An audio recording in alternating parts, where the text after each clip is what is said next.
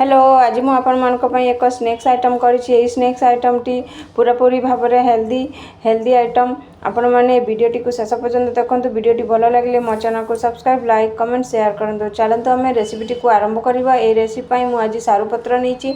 सारू पत्र को भलो भाव में धोई नै ताकू तार पछर नाड़ टी को हमें काटी नबा एवं एही रेसिपी पई टिके कणिया सारू पत्र नेले बहुत भलो हबो। एपरी भाव आम क्लीन कर साइड रखिना। बर्तमान आम स्टफिंग प्रस्तुत करवा। स्टफिंग एक पात्र नहीं जाइए से गोटे कप बेसन नहीं से स्वाद अनुसार लुण नहीं जाइए 1/4 चामच हलदी गुंड नहीं जाइए धनिया गुंड 2 चामच ऐड कर नहीं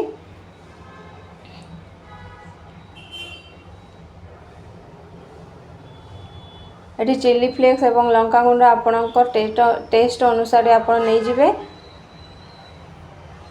एठी यही स्नैक्स आइटम टी टिके चटपटा आसवाई मुझे चाट मसला 1 चामच देजी। जदि आपण मान पाखे चाट मसला नहीं ताला एठी लेंबू रस आपण 2 चामच ऐड करें। एठी कंचा लंका अदा रसुण छेचा मुझे 2 चामच नहीं जाइए। कुकिंग ऑयल एठी मु 3 चामच ऐड कर नहीं। यही सब को पकाई आम भल भाव में मिक्स करनवा। मिक्स करने फल आमर बेसन भितर भल भाव में मसला गुड़िक मिसीज। भल भाव में मिसला आम ताको कौन करवा भल भाव मिसापी आम हाथ में मैश करनवा जहाँफल आमर बेसन सहित मसला गुड़िक भल भाव में मिसीज।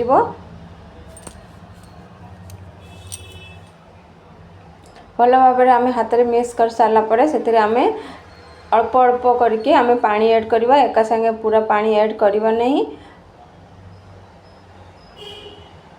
ये हाफ कप पानी नहीं अल्प अल्प करके आम ऐड करवा। ऐड करी ताको भल भाव में फेंटी नवा जहाँफल आमर स्नैक्स टी भल टेस्ट हम से मु भल भाव में फेंटी नौची। फेंटी नहीं आम ताको अब साइड रे रखी नवा। बर्तमान आमर स्टफिंग टी प्रस्तुत हो गला।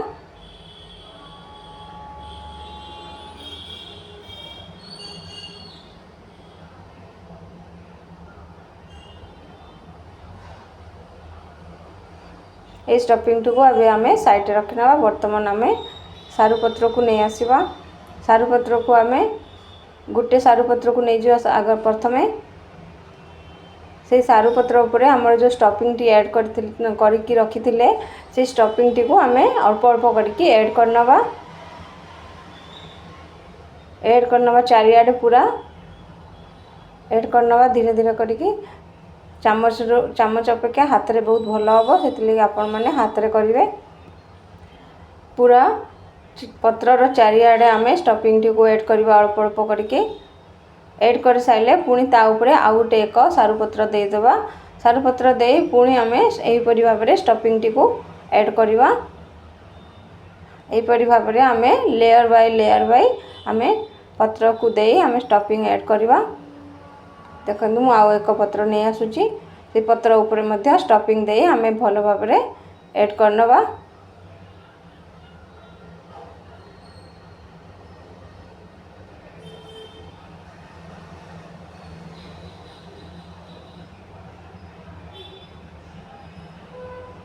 यहीपरी भाव में आम लेयर करी आम स्टफिंग शेष हवा पर्यंत आम लेयर देदेवा।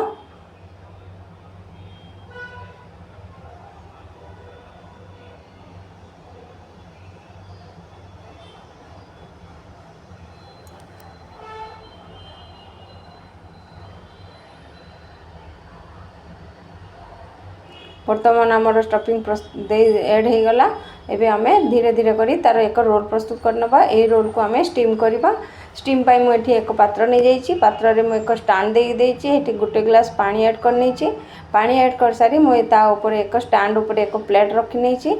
हे प्लेट ऊपर आमर कर रखिथिबा सारू पत्र रो रोल को ऐड करी ताको आमे स्टीम करिया पई छाड़नबा 10 रु 15 मिनिट पर्यंत। चाकू माध्यम आम चेक करनवा यह सीझी कि नहीं। जदि चाकूटी क्लीन आसी ताले आम जानिबा जे यह सीझी जाइछि। बर्तमान आम रोल को काढ़ी नहीं ठंडा करी ताको आम छोट छोट करके पीस पीस काटी नवा। किंतु मु एठी गरम गरम आपन को काटिकी देखे नउछि। किंतु आपण माने ठंडा करके काटिबे। ठंडा करी काटिले पीस पीस टी भल बाहरिबो। बर्तमान आम या को टिके छुंक देवा।